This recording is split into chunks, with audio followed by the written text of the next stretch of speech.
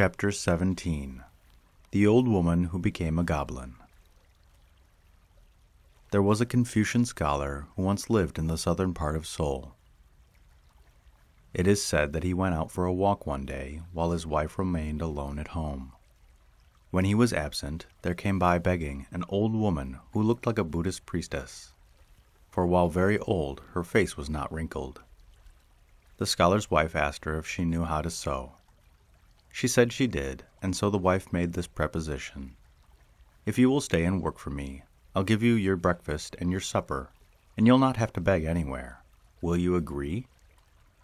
She replied, "Oh, thank you so much. I'll be delighted." The scholar's wife, well satisfied with her bargain, took her in and set her to picking cotton, and making and spinning thread. In one day she did more than 8 ordinary women, and yet had seemingly plenty of time to spare. The wife, delighted above measure, treated her to a great feast.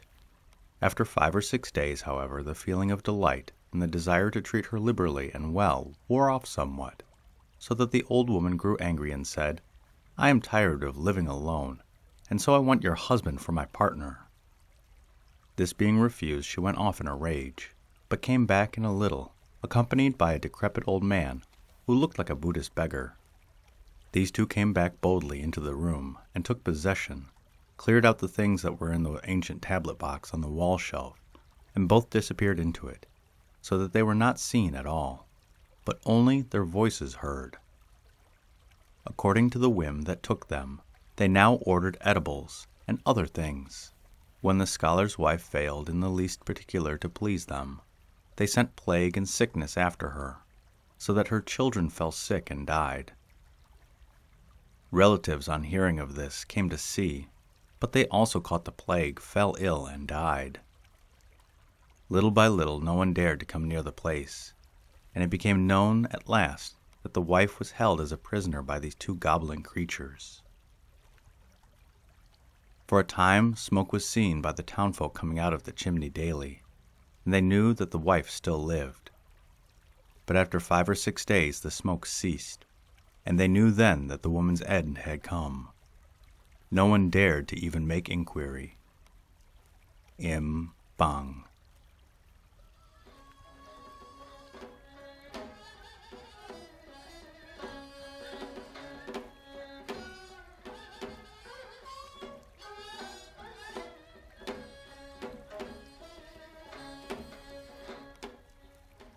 This is Chapter 18, The Grateful Ghost, all about a skull that's found and returned to glory and given a proper burial.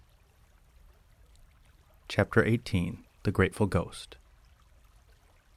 It is often told that in the days of the Goryeo dynasty, AD 918 to 1392, when an examination was to be held, a certain scholar came from a far distant part of the country to take part.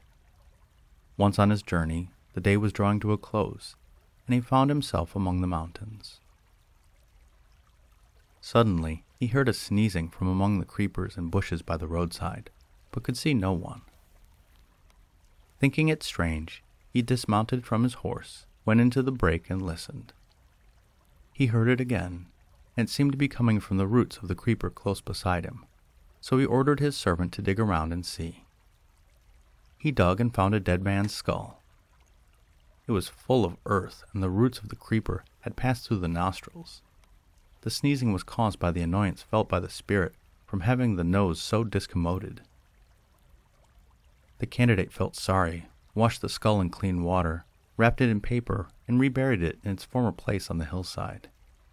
He also brought a table of food and offered sacrifice and said a prayer. That night, in a dream, a scholar came to him, an old man with white hair, who bowed and thanked him and said, "On account of a sin committed in a former life, I died out of season before I had fulfilled my days.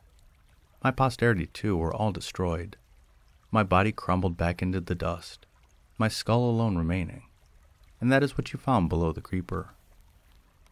On account of the root passing through it, the annoyance was great, and I could not help but sneeze.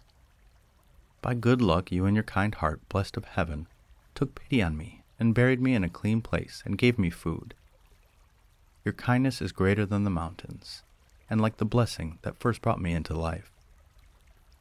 Though my soul is by no means perfect, yet I long for some way by which to requite your favor, and so I have exercised my powers on your behalf. Your present journey is for the purpose of trying the official examination, so I shall tell you beforehand what the form is to be, and the subject. It is to be of character groups of fives and couplets. The rhyme sound is bon, and the subject, peaks and spires of the summer clouds. I have already composed one for you, which, if you care to use it, will undoubtedly win you the first place. It is this.